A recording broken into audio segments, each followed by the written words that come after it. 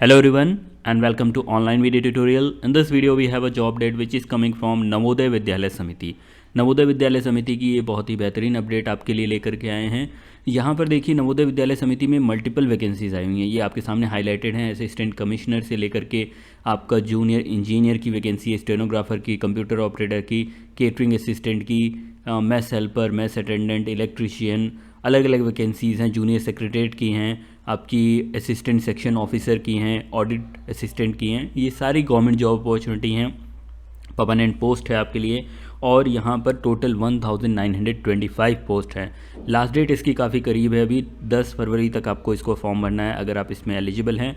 Almost आप सभी eligible होंगे, ये आपके ऊपर आप भरना चाहते हैं कि नहीं, बिकॉज इसमें 10th पास वाली भी रिक्रूटमेंट हैं, 12th पास की रिक्रूटमेंट हैं, इसमें बैचलर डिग्री की भी रिक्रूटमेंट में, बैचलर में नॉर्मल बैचलर डिग्री और बीकॉम वाली अलग से रिक्रूटमेंट है। उसके साथ बैचलर के साथ अगर आपके पास एक्सपीरियंस है वो रिक्रूटमेंट भी है, और मास्टर के साथ अगर आपके पास एक्सपीरियंस है उसकी रिक्रूटमेंट है।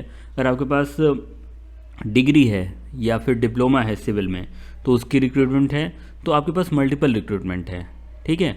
तो आप इस वीडियो को पूरा देखिएगा और वीडियो को लाइक ज़रूर कर दीजिए और चैनल को सब्सक्राइब कर लीजिए, जिससे हम आपके लिए गवर्नमेंट जॉब और प्राइवेट जॉब की जो भी अपडेट्स लाते हों वो आप देख सकें, ठीक। एनवीएस की बात करें तो नवोदय विद्यालय समिति की ये जो रिक्रूटमेंट है ये आपकी लास्ट डेट इसकी 10 फरवरी है। एग्ज़ाम इसमें अलग से होना है और इसमें जो मल्टीपल पोस्ट हैं सबके अलग अलग फॉर्म भरे जाने हैं। सबसे पहले हम शॉर्ट में देख लेते हैं, फिर पूरी डिटेल रिक्रूटमेंट में जाते हैं। इसमें ये देखिए जो असिस्टेंट कमिश्नर की पोस्ट है उसमें क्या है, 5 पोस्ट है। उसमें मास्टर्स डिग्री मांगी गई है किसी भी सब्जेक्ट में, चाहे वो ह्यूमैनिटीज़ का हो, चाहे साइंस का हो, चाहे कॉमर्स का हो। उसके साथ एक्सपीरियंस आपका लेवल 10 या लेवल 12 की सिमिलर जॉब पर एक्सपीरियंस मांगा गया है। ये बेसिकली आपकी एक पीसीएस लेवल की जॉब होगी, पहली वाली जो जॉब है। तो इसमें सैलरी काफ़ी अच्छी है, बट इसमें आपको एक्सपीरियंस चाहिए साथ में। तो इसको अगर आप भरना चाहें तो भर सकते हैं, नहीं तो आप असिस्टेंट कमिश्नर में देखें तो इसमें bachelor degree with 8 years of experience मांगा गया है। उसके नीचे आप जाएंगे फीमेल स्टाफ, तो फीमेल स्टाफ नर्स में 12th पास मांगा गया है, बट उसके साथ नर्सिंग का कोर्स या डिप्लोमा होना चाहिए। ये कुछ स्पेशलाइज पोस्ट हो गई जिसमें आपने अगर ये किया है तो आप भर सकते हैं। एक ये पोस्ट है असिस्टेंट सेक्शन ऑफिसर की। ये ऐसी पोस्ट है जिसमें आप सभी एलिजिबल होंगे, क्योंकि इसमें क्या मांगा गया है, bachelor degree in any stream from a recognize university of India. 18 to 30 years आपकी एज हो। बाकी एज में जो रिलैक्सेशन कैटेगरी वाइज मिलते हैं वो सब तो मिलेंगे ही, क्योंकि ये गवर्नमेंट जॉब है। अच्छा, इसमें रिजर्वेशन जो मिलना है वो आपको सेंट्रल गवर्नमेंट का मिलेगा, क्योंकि ये सेंट्रल गवर्नमेंट की जॉब है, ठीक है। तो इसमें एएसओ में बैचलर डिग्री मांगी गई है, इसको मार्क कर लीजिए। इसमें आप सभी भर सकते हैं। एएसओ की फ़ीस कितनी है, देखिए असिस्टेंट कमिश्नर या और असिस्टेंट कमिश्नर एडमिन की 1500 फीस है, फीमेल नर्स की 1200 है, लैब अटेंडेंट और ये सब की फ़ीस 750 है, बाकी अदर की 1000 रुपये। तो 1000 रुपये इसकी फ़ीस होगी, ठीक है। ऑडिट असिस्टेंट में बीकॉम मांगा गया है बस, और कोई एक्सपीरियंस नहीं है। 11 पोस्ट है इसमें। जूनियर ट्रांसलेशन ऑफिसर 4 पोस्ट हैं, जैसा इसमें हमेशा मांगा जाता है। हिंदी इंग्लिश दोनों आपकी मास्टर्स में रही हो, या तो हिंदी मेन सब्जेक्ट रहा हो, इंग्लिश साथ में रहा हो, या उसका आपने अलग से कुछ कोर्स किया हो। तो आप इसको वीडियो पॉज करके पढ़ सकते हैं अगर अप्लाई करना चाहते हैं। जूनियर इंजीनियर सिविल, इसमें एक पोस्ट है, बट इसमें एलिजिबल आप सभी होंगे जो कि डिग्री डिप्लोमा सिविल से हैं। डिग्री या डिप्लोमा आपका सिविल में है तो आप ज़रूर से इसमें अप्लाई करिएगा। और स्टेनोग्राफर में भाई देखिए 10+12 आपका होना चाहिए, शॉर्ट हैंड होना चाहिए और टाइपिंग स्पीड होनी चाहिए, तो उसमें ये एलिजिबल होंगे। कंप्यूटर ऑपरेटर की 4 पोस्ट ही आई हुई हैं। इसमें bachelor degree with 1 year computer diploma हो, या फिर आपने नीलेट से ओ लेवल किया हो। ये जो कंप्यूटर डिप्लोमा है ये आपका किसी भी गवर्नमेंट रिकग्नाइज या स्टेट गवर्नमेंट या सेंट्रल गवर्नमेंट से रिकग्नाइज किसी भी इंस्टीट्यूट से हो सकता है। तो कई बार आप लोग 1 साल का डिप्लोमा करते हैं। CCC इसमें एलिजिबल नहीं होगा, ठीक है। CCC एलिजिबल नहीं है। आपने कोई गवर्नमेंट से डिप्लोमा किया हुआ है ओ लेवल तक का, या 1 साल का डिप्लोमा किया हुआ है, तो तब आप इसमें एलिजिबल हैं, ठीक। सो आप इसमें भर सकते हैं। अगर आपका बीटेक CS है तब भी आप सीधे ही भर सकते हैं, कोई दिक्कत नहीं होगी।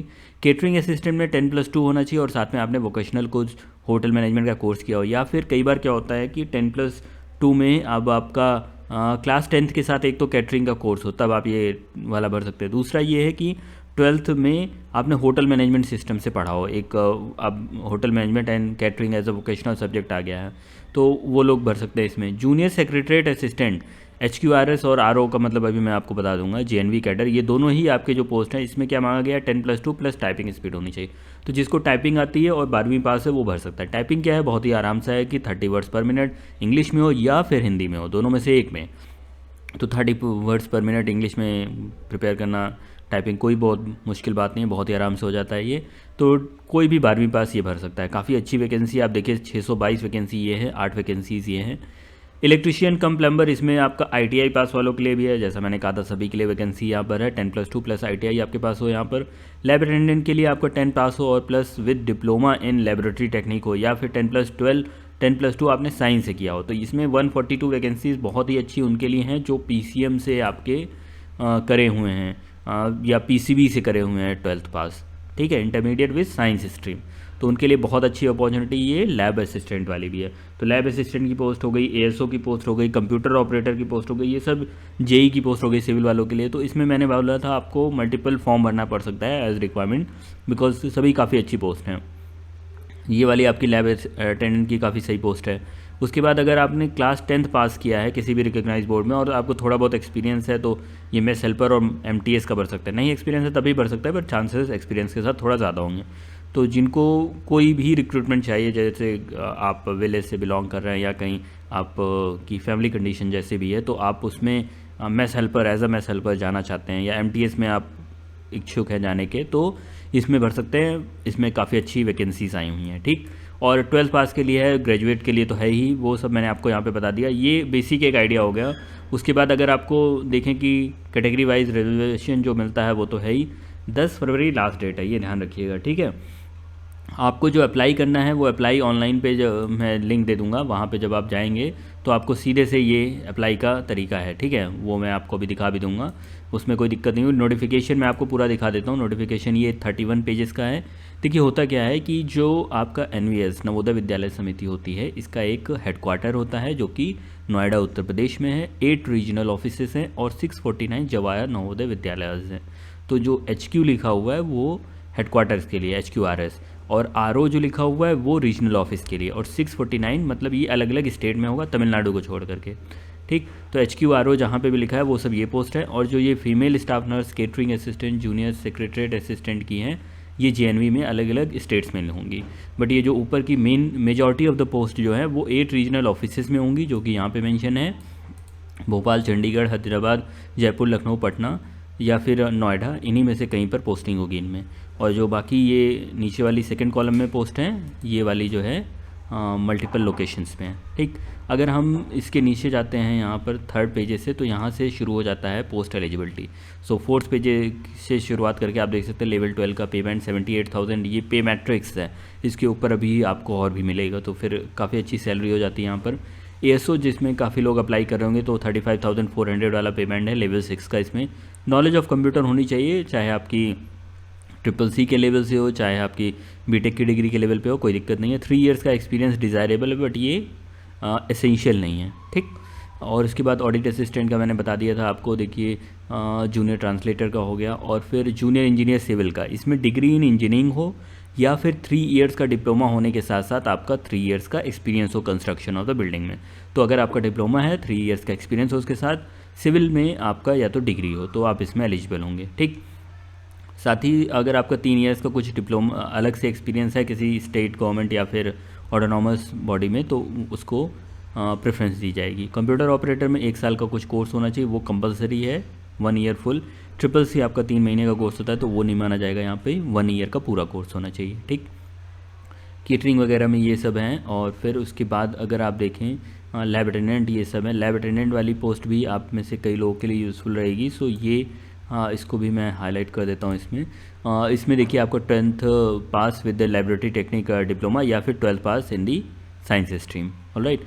सो ये हो गया आपका। और मेस हेल्पर में भी 10th पास केवल मांगा गया है, या पासिंग और skill prescribe by the NVS, या फिर मैट्रिकुलेशन पास होगा तो आपका ये MTS के लिए एलिजिबल हो जाएंगे आप, ठीक। इसके बाद अगर हम आप इसमें देखें कि जो मोड ऑफ सिलेक्शन होगा, तो मोड ऑफ सिलेक्शन सब में CBT होना है, which is a computer based test, जो कि आपका सभी पोस्ट के लिए होगा। ध्यान देने वाली बात यह है कि इसमें जो अपर बैंड की पोस्ट हैं उसमें इंटरव्यू भी हो रहा है साथ में, जैसे कि आपका असिस्टेंट कमिश्नर और जूनियर इंजीनियर की पोस्ट है। उसके अलावा जो ये सारी पोस्ट हैं इसमें केवल CBT से होना है, means only written test will be there will be no interview, which is a good opportunity for many of you. And अगर आप सिलेक्शन देखें तो selection mode whichsoever be the post sole description आपका NVS का है, वो सब changes वो कर सकते हैं। सिटीज़ आपकी लगभग सारी सिटीज़, मेजर सिटीज़ यहाँ पर दी गई हैं एग्ज़ाम के लिए। और अगर आप देखें तो जो सिलेबस है वो मैं नीचे PDF पूरी अटैच कर रहा हूँ, आप आराम से सिलेबस देख लीजिए। पेज नंबर 14 से सिलेबस स्टार्ट हुआ है। असिस्टेंट कमिश्नर का ये सिलेबस है। जो रीजनिंग है, आपकी लैंग्वेज है, जनरल अवेयरनेस, उसके साथ ये स्पेशल पोर्शन इतना 50 मार्क्स का सारा MCQs में होना है। निगेटिव मार्किंग के बारे में भी बताया गया है, तो वो सब आप देख लीजिएगा। और अगर आप देखें इंटरव्यू भी है इसमें, असिस्टेंट कमिश्नर एडमिन हो गया, फिर ये हो गया आपका इधर। एंड देन नेक्स्ट आपका ऑडिट असिस्टेंट का, जूनियर असिस्टेंट का है, जूनियर इंजीनियर सिविल का ये होगा। एंड देन कुछ पोस्ट जो जिसमें टाइपिंग टेस्ट है, उसमें टाइपिंग टेस्ट बाद में होना है। कंप्यूटर ऑपरेटर ये हो गया।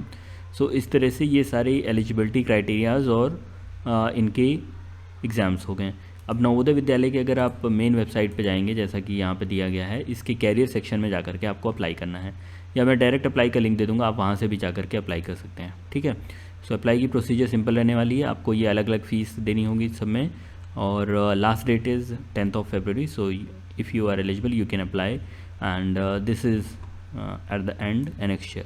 Okay, so this is it for this video. See you in the next one. Till then, if you have not subscribed, you can subscribe this channel. You can like, share and see other videos also, जिसमें भी आप eligible हो उसमें apply कर सकते हैं। Thank you very much. See you in the next video.